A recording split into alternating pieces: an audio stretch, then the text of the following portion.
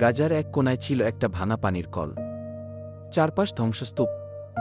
বিদ্যুৎ নেই, খাবার নেই, কিন্তু প্রতিদিন সন্ধ্যায় ওখানে দেখা যেত ছেলেটা। তার নাম আমির, বয়স 10। ও একটা খালি বোতল হাতে জানত কলটা প্রায় শুকনো থাকে, কিন্তু তবুও সে আসত। কারণ একদিন সেখানেই তার বাবা দাঁড়িয়েছিল। শেষবার বাবা বলেছিল, আমির, যতদিন এই কল বাঁচে ততদিন আমরা হেরে যাইনি।